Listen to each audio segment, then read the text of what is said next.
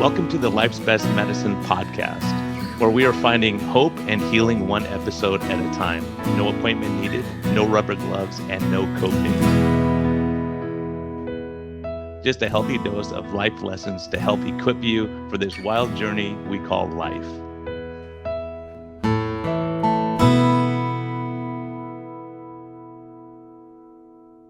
Hey everyone, this is a friendly reminder that we are here for entertainment purposes only. We may not even be that entertaining at times, but this is not medical advice. Talk to your doctor, check with your healthcare professionals before making any lifestyle changes or medicine changes. What we're talking about is our clinical experience and what we've seen.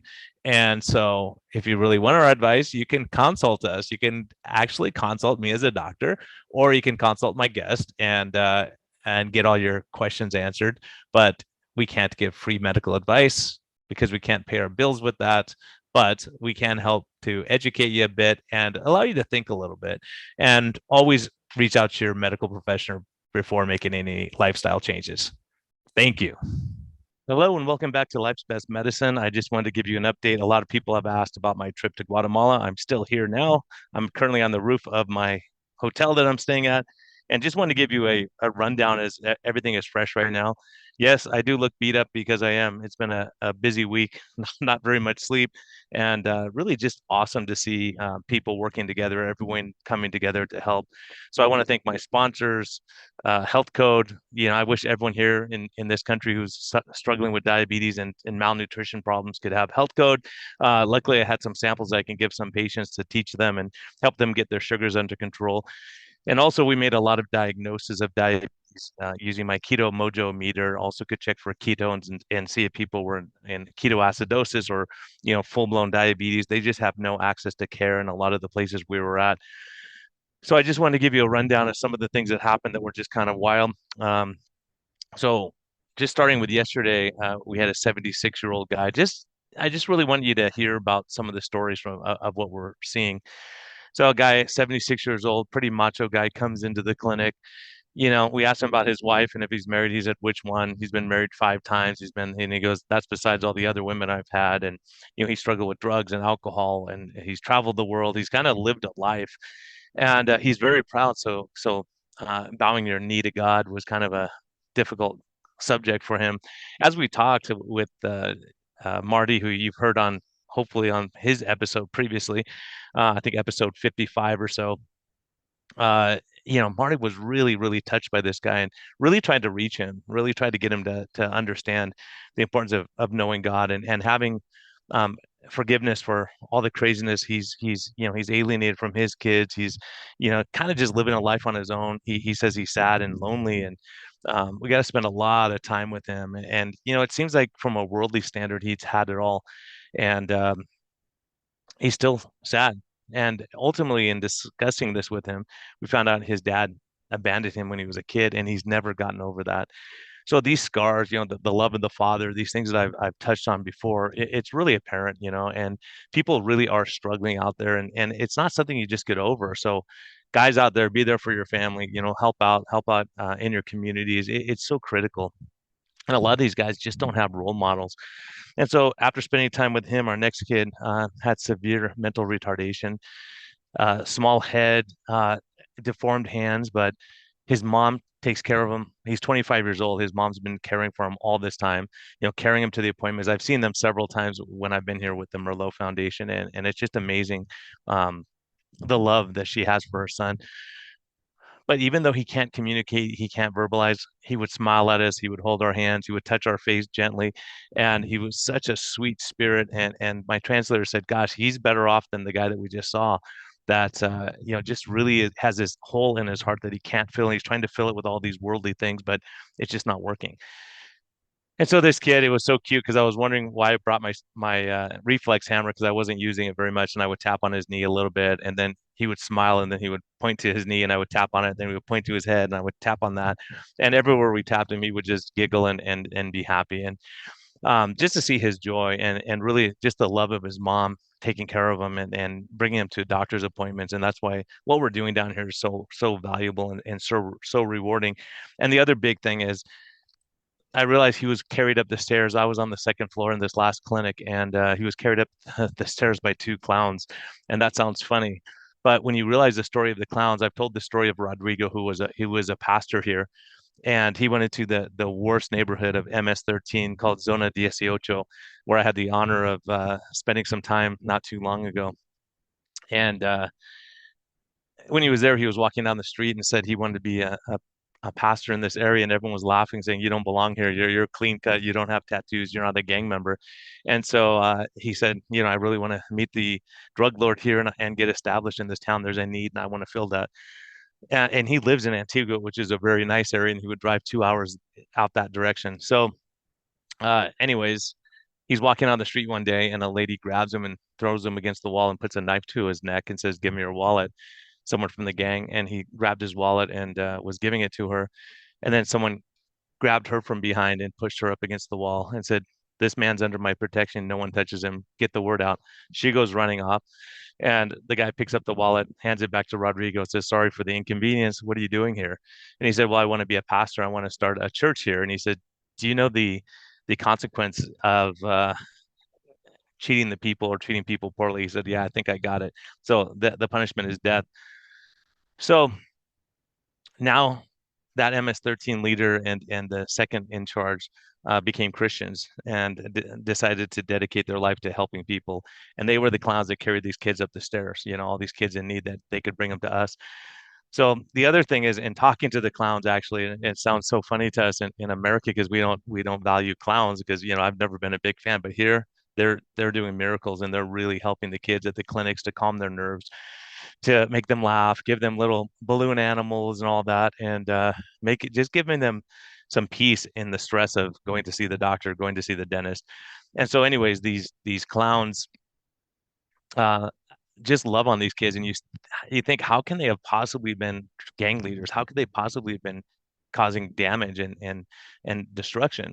And the crazy thing is, in talking with them over coffee, they weren't dressed as clowns at this point, but just to hear their stories, when they left the gang, the penalty for leaving the gang is death, unless you become strong in your faith.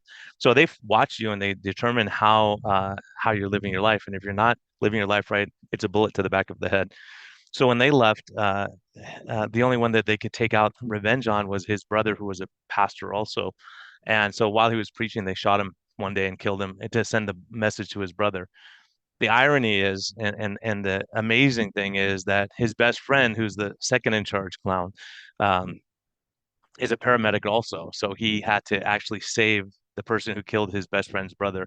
Imagine that. When we talk about what's injustice, also, just spending time talking to our bus driver here who took us all around everywhere, and he was having some health problems, so I saw him, and he was having tons of stress-related stuff, gastritis, upset stomach, headaches, high blood pressure, and I said, "What are you so stressed about? We got to spend some time talking." And the amazing thing is that at every 15 days, he has to pay money to the gangs in order to survive. He became a bus driver. They call it camioneta. It's old school buses basically, and they bring them here and they refurbish them all. So there's school buses everywhere, and they're all chromed out and they have loud horns and all that kind of stuff. So, anyways, his dad used to own the bus, and he didn't pay the bribe one day, and he was shot in the back of the head and killed. And his son took over and became the bus driver. Now every 15 days he has to pay the gang a ransom, a bribe in order to be protected from them. Basically, you're paying them to protect you from them. And not only that, in talking with the clowns, they said that a lot of the kids, once they turn 15, have to start paying the gangs. The churches pay the gangs, like everyone pays the gangs. And so there's such a corruption here. It's so hard, and so many people are having troubles paying their own bills. The bus driver, for instance, was in a really bad fatal accident a year ago, and he had to rebuild the bus. He had to buy a new bus, and that whole time he had no money. He couldn't provide for his family, but he still had to pay the bribes to these guys in order to not be killed. And some of my other things that I saw in clinic, I just jotted them down. Um, Another one was a guy that came to me and he kept saying, "Hey, I really want reading glasses." He had a couple other things going on, so I wrote all of his prescriptions out, and he went up to the pharmacy, and while he was picking up his medications, apparently they didn't have the glasses, or they forgot to give him his glasses. And later on, at the end of the day, I came out of my exam room real quick, and I happened to run into him and his daughter. And I looked at her and I said, "Hey, how are you?" And I said, "Sweetheart," in Spanish. And she just kind of looked at me with no smile. And he looked at me and said, "Oh, she just had her tooth pulled, so her whole face is numb, so she can't smile, but she smiles all the time." And he said, "But doctor, I got all my meds. I'm very appreciative, but somehow I didn't get my glasses." I said, "Hey, let me take you up there." So I walked him up to the pharmacy, and I said, "Hey, did you guys see him today?" He said, "Oh my gosh, we must have forgot." And we got him glasses, and he put them on, and he could read all the lines on there, and he was so excited to have them. And he wanted to take a picture with me. And while we were taking our picture, his daughter said, "Daddy, this is great. Now you can read to me again." For 2 years, he hasn't been able to read, right? And a $2 pair of reading glasses can help them. So things like this that you think, man, we have it so good at home. I mean, the stories we hear about, moms taking care of three kids, and the fathers leaving. Fatherlessness was a huge issue. It's a huge issue here. Um, a lot of times the guys will go to America to try to get a better life, or they'll go across the country or to a different country in order to um, uh, better themselves, and unfortunately a lot of times they fall out of love and they find someone else and take off, and the mom is stuck here with kids and trying to raise them, trying to teach them the right way, and it's just such a struggle. Um, and the other thing that happened is a lady came in for 5 years. She was complaining of this burning pain in her chest and in her back. And, I examined her and it looked like she had scar tissue. A lot of times, people get exuberant scars, and it's from, either I thought maybe self-harm, or that she had some kind of trauma there. But she said, "No, I never had trauma. There's three big lines across her chest and three more on her back." And I asked her, how it started, and so basically, it turns out she has worms under her skin, and two of her siblings, brother and sister, have the same thing, and so we were able to help her with medications for parasites and for worms. Just imagine 5 years of pain and burning every night, itching, keeping you awake, and just the struggle of that. And during the same time, her husband left her with three kids, and so she's struggling with that on one side, going through life stress and all these things. And there's a really powerful story regarding her, and hopefully I can get one of my guys on that was part of it. George, my translator, was a very, very powerful experience, and I think he's going to be able to say it the best. But feeling God working on this lady, and bringing healing to her, and forgiveness and all this stuff was really something. The medical care was also amazing. Also, I wanted to let you know about an accident that we had. We were coming home from one of our clinics, and it was late, and we were on a winding country road, and came around a turn, and all we saw was stoplights. And so we were about a minute out, or a minute and a half from this accident, and it was just really something. My first thought was, okay, I'm not getting out of the car, because I mean out of the bus, because if I do, I'm going to get hit by a motorcycle or another car coming around the bend. And we all looked at each other and said, "We got to go."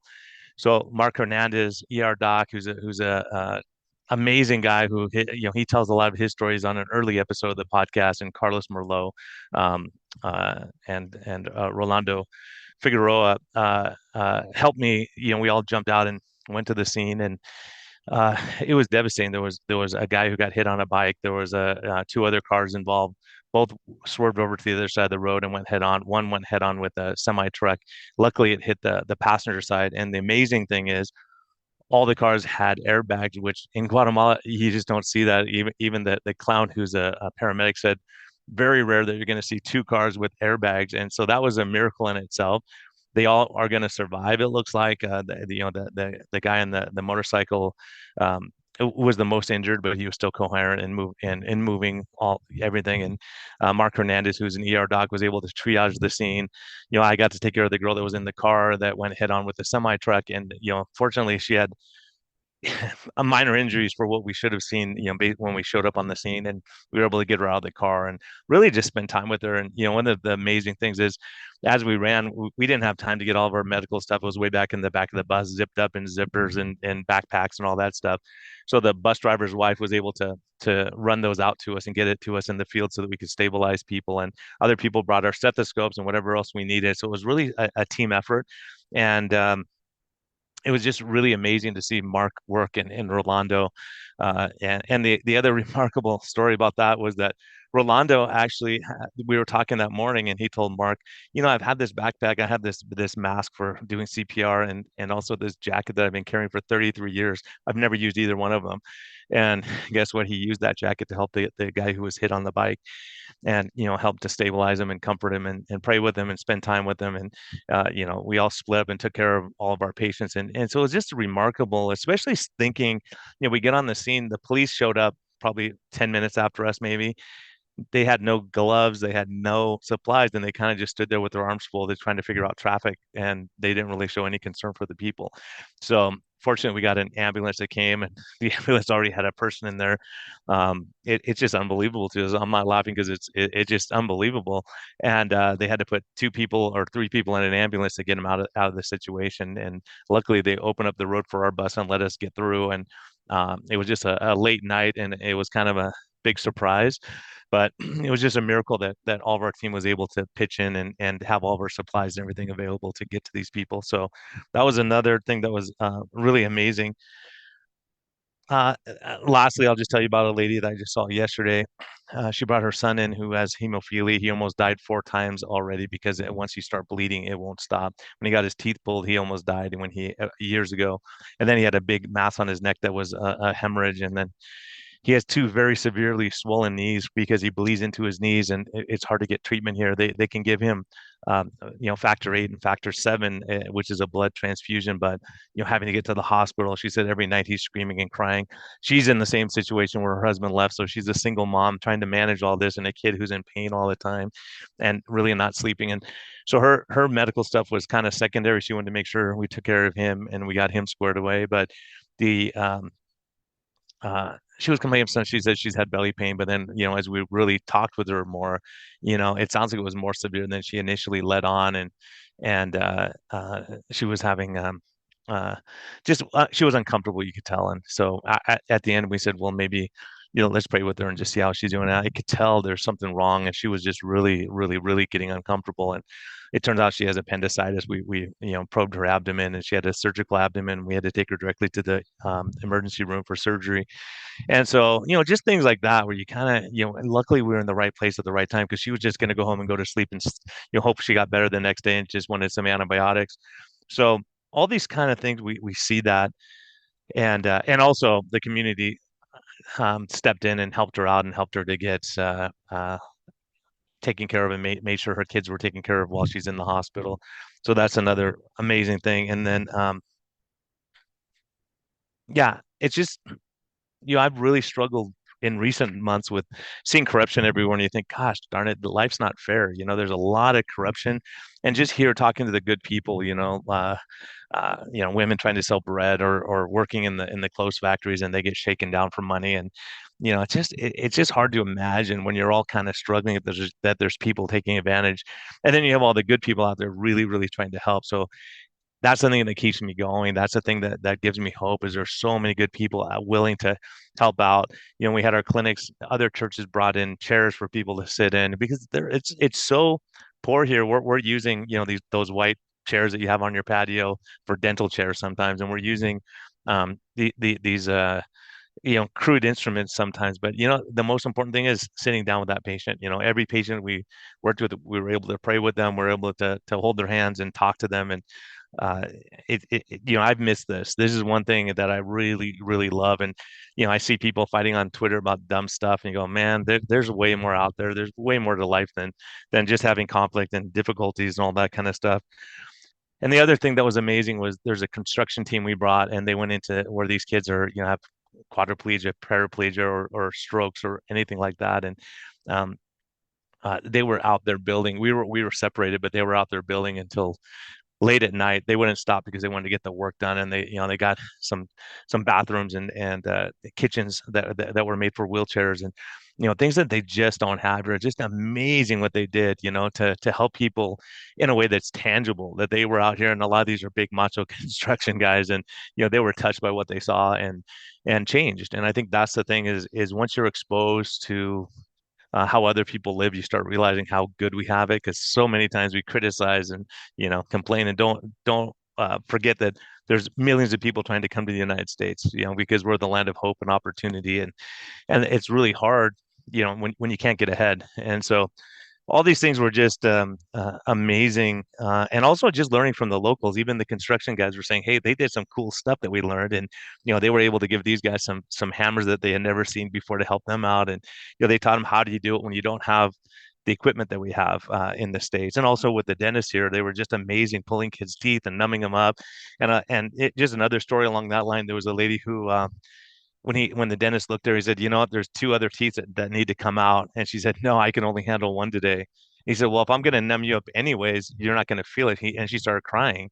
And he said, what's wrong? And she said, you're going to numb it first because here they just pull the teeth. It's just amazing. You can't even imagine that. So that was one of the other things that really touched me. And these guys, just seeing how hard these guys worked, but they had such a blast. And we also I learned stuff from the locals. I had a guy who was saying that he was having really bad neuropathy and blurry vision, and whenever he drank this certain tea, that it got better. And I thought it's just kind of an old tale that people tell, and hocus pocus type stuff. But I looked it up. He went out and he found his wife and he brought her in, and it's a guava leaf that they put three leaves in tea and heat it up, and their sugars come down afterwards, and their neuropathy and their pain gets better, and their vision gets better. So there's definitely something to that. So I looked it up actually that night to make sure, and lo and behold, there's definitely countries looking at it and using it to lower sugar. So if you don't have any other options, there you go. If you don't have metformin, but the sad part is a lot of these people had the diagnosis but they couldn't get the medication. They couldn't afford it. Um, you know, we argue about grass-fed beef or whatever, and you look at these guys and they go, eggs are a commodity. When you can't put food on your table, what do you do? If you're sick, what do you do? There's not a lot of uh, healthcare backup. There's not a lot of social services that are going to help you out. So, there's good people, and we run into people here that are doing good work. And I'm in Antigua right now. You can see it's beautiful behind me. If you can see it, I would show you the volcano. One just went off yesterday. That was pretty dramatic. But we were in some remote areas. My friend Mark Hernandez was out in a very remote area taking care of people, and just amazing, what he did. I think we probably saw 400 or 500 people in total, and mostly kids and older people, and just remarkable stuff. And also just being at the clinic. Oh gosh darn, I got emotional when I was talking about it last time, but just seeing Carlos, to for him to be able to see the fruit of his work. He has a clinic that's really amazing that he built here, and Rolando and a couple of the dentists are helping with the kids in the foundation. And to see him like get choked up, seeing everyone there and the whole team, putting up signs and huge line of people. Some of the people were there at 4:30 in the morning waiting for us to be seen, and a lot of them waited hour after hour after hour, and they were so blessed to be seen. They're so happy. And amazing. The other amazing thing that happened was right before our clinic, I saw the people down, and I got up on the roof, and I could kind of look down on them and see how many. I was kind of getting a count of how many people that we could expect, and they were all praying for us and our families and protection over us and thanking God that we came. And so it's pretty humbling from that standpoint too. And that all the hard work that Carlos has done from being a professional soccer player down here, and then coming back to serve the people here. And it's just amazing what he could do with a little bit of money, a $2 pair of glasses. And the dentists are looking into equipment that costs like $1,500 that they could actually put fillings in these kids' teeth instead of pulling them. And other things that we can do down here, but it's just so hard, being strapped for finances. But we got all the meds down, we got everything all squared away. So we're looking at other options of how to really, really serve people. And just thinking that this kid who got hit on the bike, his if he would have just had a flashing light or something, or anything else that you could see him at night on a bike, it's really tough on these roads with a lot of traffic. And so I just wanted to give you an update on that. This is my second time doing it. First time it didn't record for some reason, so hopefully it did this time. But and also I just really do want to thank Health Code, just for having a great product that I could bring down here for free. And obviously they're not going to have a return on their investment, so please support them. Ben Bickman and the brothers Bickman, really wanted to meet a need for nutrition, and clearly people down here can't afford it, but if I can give them samples to hold them out for a couple months and hopefully get their sugars under control and giving them a fighting chance. And also Keto Mojo, thank you. Always they're both of those companies have always been there when there's a need, and never ask questions or demands, and they're ready to help. So please support those companies. They support this podcast. They help me get this story out to you. And be kind to yourself, be kind to others, and really appreciate what you got. I mean, just the whole thing with the accident. I mean, just think 2 minutes before, and it's a different situation. We're not helping others; we're needing help. So, just think about those kind of things and how fragile life is, and how beautiful life is, and how great we are as people, that we can really help each other if we all kind of pitch in together and team up.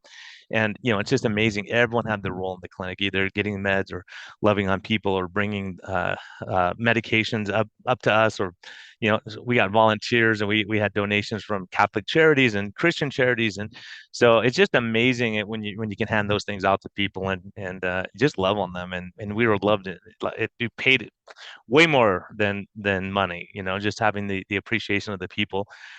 And just seeing lives change on our team also. Some people came and were kind of hard-hearted, and they've totally changed. And so when you see miracles like that, when you see um gang leaders become clowns to help people, and carry kids that are struggling upstairs, and just loving on them, being kind and making them laugh, and when they're in stress, and just being able to hold people's hands when they're in a bad accident, and put your hand on there, say we're here with you, and get them out of the car and get them stabilized. Those kind of things in life. I mean, we strive after so much of having the nicest car or the nicest house, or you know, uh, do bad things just to move ahead. We've seen a lot of that over the last 3 years, and so I think really just focusing on what matters, and um, just doing what you can. We're all inadequate. We're all struggling. We all have our ups and downs and character flaws and all that. But I think despite that, we could really come together and help a lot of people. And just hearing the stories and spending time with every single member here was just incredible. So that's life's best medicine for me. Really is just seeing this, and I've missed the smell of burning wood and all that. And Guatemala has a certain smell that's it's like like Christmas time, and just being here is medicine. So, anyways, be kind to yourself, be kind to others. And thank you for listening, and thank you for your support. And if you do feel called at all to help with the Merlot Foundation, I know how they spend every dime, and I see how no one's flying first class down here. I can guarantee you that. And we actually left out of Mexico to save money so that we could have more money for the kids. And just the bags of clothes and food and everything they do, it's just amazing. It's a miracle. It really is. And you've heard me talk about Victor, who's headed up a lot of this stuff and did a lot of coordinate. It's a lot of work. This is just watching all the stuff Carlos has to do. I'm like, man, I'm glad I'm a doctor and don't have to deal with all the logistics. So anyways, if you ever do want to donate to the Merlot Foundation, I'll put a link here in the show notes, and I believe it's the Merlot Foundation, MERLO Foundation.org. And thank you for your support. Blessings. And um, just doing what you can. We're all inadequate. We're all struggling. We all have our ups and downs and character flaws and all that. But I think despite that, we could really come together and help a lot of people. And just hearing the stories and spending time with every single member here was just incredible. So that's life's best medicine for me. Really is just seeing this, and I've missed the smell of burning wood and all that. And Guatemala has a certain smell that's it's like like Christmas time, and just being here is medicine. So, anyways, be kind to yourself, be kind to others. And thank you for listening, and thank you for your support. And if you do feel called at all to help with the Merlot Foundation, I know how they spend every dime, and I see how no one's flying first class down here. I can guarantee you that. and we actually left out of Mexico to save money so that we could have more money for the kids. And just the bags of clothes and food and everything they do, it's just amazing. It's a miracle. It really is. And you've heard me talking about Victor, who's headed up a lot of this stuff and did a lot of coordinate. It's a lot of work. This is, just watching all the stuff Carlos has to do. I'm like, man, I'm glad I'm a doctor and don't have to deal with all the logistics. So anyways, if you ever do want to donate to the Merlot Foundation, I'll put a link here in the show notes. And I believe it's the Merlot Foundation, MERLO Foundation.org. And thank you. And thank you for your support. Blessings.